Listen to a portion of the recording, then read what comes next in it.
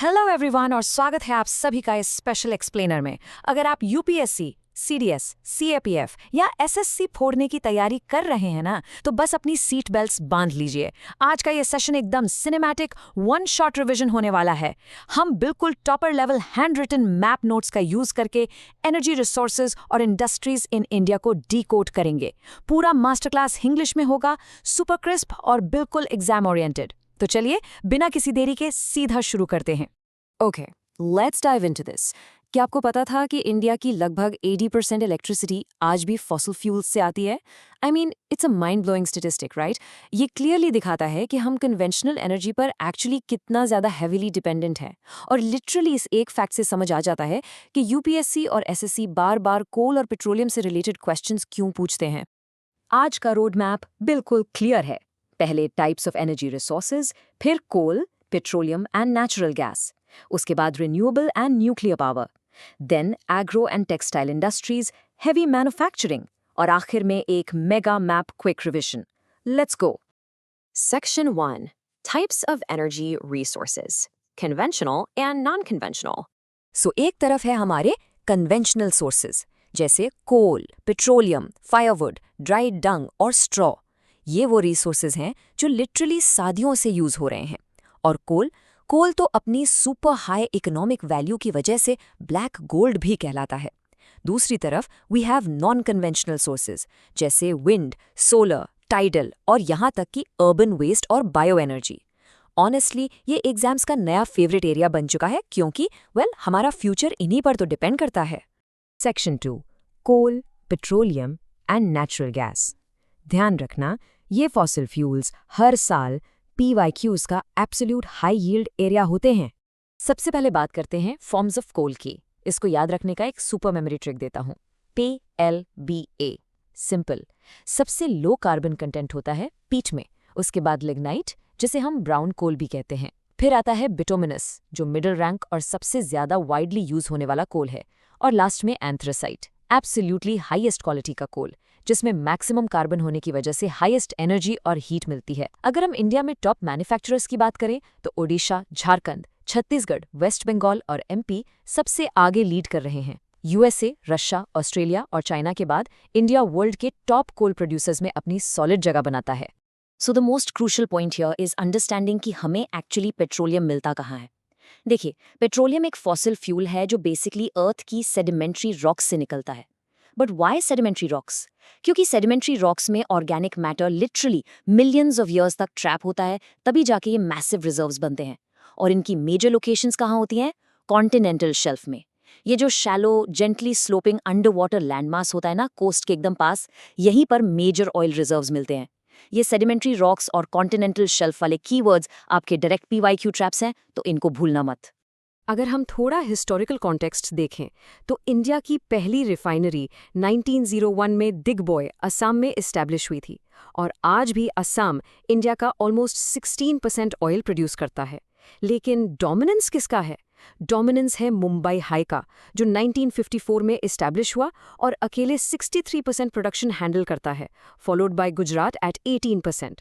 Natural gas की बात करें तो रफली 10% gas reserves Krishna Godavari delta, Tripura, Jaisalmer और ऑफशोर मुंबई एरियाज में नेचुरली मिलते हैं।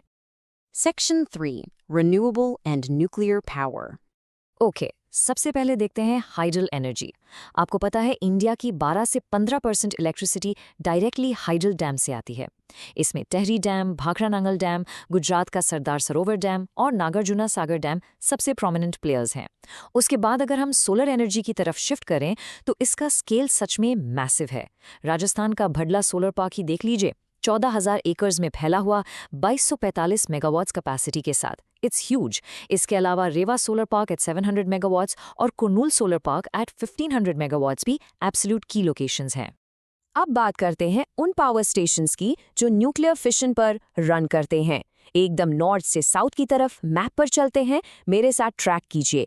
यूपी में Narora at 440 megawatts, Rajasthan station at 1800 megawatts, Gujarat में काकरापार एट 440 मेगावाट्स, महाराष्ट्र में तारापुर एट 1400 मेगावाट्स, कर्नाटका में कईगा 2000 मेगावाट्स और तमिलनाडु में कल्पक्कम और कूडनकुलम बोथ एट 2000 मेगावाट्स। इन लोकेशंस को दिमाग में छाप लीजिए क्योंकि ये सीधा मैच द फॉलोइंग फॉर्मेट में पूछे जाते हैं। Next up, wind energy mainly coastal और डेजर्ट स्टेट्स में हेवीली फोकस्ड है, लाइक राजस्थान, गुजरात, महाराष्ट्र और तमिलनाडु। टाइडल एनर्जी में हम ओशन वेव्स और टाइड्स को डायरेक्टली हार्नेस करते हैं। यहाँ गल्फ ऑफ कैम्बे का पोटेंशियल सीरियसली मैसिव है, अराउंड 7000 मेगावाट्स। उसके बाद gulf of Kutch at 1200 megawatts और सुंदरबंस का गैंजीज डेल्टा एट 100 मेगावाट्स। और बायोगैस प्लांट्स का क्या फंडा है, जैसे पंजाब का संगरूर सीबीजी और गोवर्धन बायो सीएनजी प्लांट्स, ये एसेंशियली ऑर्गेनिक वेस्ट को उठाते हैं और उसको वैल्यूबल मीथेन गैस में कन्वर्ट कर देते हैं।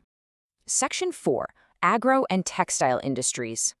ये वो हार्ड फैक्ट्स हैं जो एक्चुअली सीधे आपके क्वेश्चन पेपर में छपे हुए दिखते हैं। जूट इंडस्ट्री में देखो, India globally largest producer of raw jute है, लेकिन एक्सपोर्ट्स में हम बांग्लादेश के ठीक बाद सेकंड रैंक पर आते हैं। ये एक बहुत ही कॉमन पीवाईक्यू कैच है। ध्यान रखना, पहली मॉडर्न जूट मिल 1855 में रिसरा, वेस्ट बंगाल में लगी थी।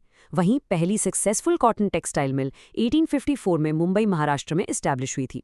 एक और पैटर्न नोटिस करो, jute mill states mainly west Bengal, Bihar, UP और आंध्र प्रदेश के आसपास ही कॉन्सेंट्रेटेड हैं। क्यों? Simple, due to maximum water availability for processing. Section 5, heavy and manufacturing industries. अब देखो, major iron and steel plants की लोकेशन रैंडमली कहीं भी नहीं होती। ये स्पेसिफिकली रॉ मटेरियल्स जैसे कोल और आयरन ओर और ट्रांसपोर्ट फैक्टर्स पर हेविली डिपेंड करती है। देखिए कैसे भिलाई, बोकारो, टिस्को और रूरकेला बिल्कुल ईस्टर्न और सेंट्रल इंडिया के मिनरल बेल्ट में क्लस्टर्ड है। नीचे साउथ में सेलम और Visvesvaraya iron and steel plants strategically वहां लोकेटेड है जहां लोकलाइज्ड रिसोर्सेज ईजिली मिल जाते हैं। पूरा गेम सप्लाई चेन और लॉजिस्टिक्स का है। इस लेवल पर ज्योग्राफी एब्सोल्युटली सब कुछ डिक्टेट करती है। टेक सीमेंट प्रोडक्शन स्टेट्स जैसे राजस्थान, मध्य प्रदेश, गुजरात और छत्तीसगढ़, ये वहां हैं जहां लाइमस्टोन नेचुरली हेविली मिलता है। उसकी ठीक ऑपोजिट शुगर इंडस्ट्री वहां फ्लरिश करती है जहां शुगर केन की फार्मिंग अच्छी होती है, जैसे महाराष्ट्र, बिहार और झारखंड। रॉ मटेरियल की प्रॉक्सिमिटी ही आपके इंडस्ट्रियल सेटअप को डायरेक्टली कंट्रोल करती है, for sure. Transport manufacturing hubs की लोकेशंस भी उनके एग्जैक्ट पर्पस के हिसाब से तय होती है। शिप्स बनानी है तो ऑब्वियसली आपको एक सॉलिड कोस्टल लाइन चाहिए, इसलिए कोची शिपयार्ड इन केरला, मजागॉन डॉक इन मुंबई और हिंदुस्तान शिपयार्ड एट वास्को दा गामा इन गोवा इतने प्रोमिनेंट है। पर वही अगर रेल इक्विपमेंट बनाना है तो इनलैंड स्ट्रेटेजिक लोकेशंस बेटर काम करती हैं, जैसे वेस्ट बंगाल में चितरंजन लोकोमोटिव वर्क्स, यूपी में डीजल लोकोमोटिव वर्क्स वाराणसी और तमिलनाडु में अपना integral coach factory. Section 6, Mega Map Quick Revision, Connecting the Dots. Alright, focus here. Right side पर आपके सारे फॉसिल फ्यूल जोन्स हैं। मुंबई हाई, असम का डिगबॉय, गुजरात, ये ट्रेडिशनली डेकेड से हमारी इकोनॉमी को ड्राइव करते आए हैं। जबकि लेफ्ट साइड पर वहाँ हमारा फ्यूचर है। भादला और रेवा के mega solar parks, coastal lines पर गल्फ ऑफ कैम्बे का क्रेजी टाइडल एनर्जी पोटेंशियल और कुडाइनकुलम जैसे massive nuclear stations. As a nation हम फॉसिल फ्यूल से धीरे धीरे इन रिन्यूएबल हॉटबेड्स की तरफ शिफ्ट कर रहे हैं। एक और मजेदार चीज ध्यान दीजिए, जो कोल प्रोड्यूसिंग स्टेट्स हमने एकदम शुरू में पढ़े थे ना, लाइक ओडिशा, झारखंड, छत्तीसगढ़, उन्हीं के एग्जैक्टली पास हमारे major iron and steel plants setup हैं, जैसे बोकारो, भिलाई और राउरकेला। ऐसा क्यों? क्योंकि इन हेवी इंडस्ट्रीज को कंटिन्यूसली पावर करने के लिए वहीं से ब्लैक गोल्ड यानी कोल और इलेक्ट्रिसिटी की कांस्टेंट सप्लाई आती है। ये पूरी की पूरी सप्लाई चेन आपस में ब्यूटिफुली कनेक्टेड है। और पता है, इस कनेक्ट द डॉट्स अप्रोच से ज्योग्राफिकल और इकोनॉमिक कॉन्सेप्ट्स आपको लॉन्ग टर्म के लिए याद रहते हैं।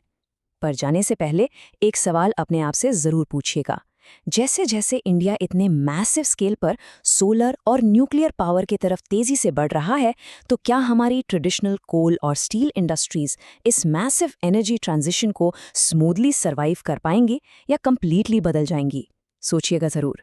पीडीएफ और हैंड रिटन नोट्स डाउनलोड करने के लिए यूट्यूब चैनल के बायो में दिए गए लिंक से ज्वाइन कर लो।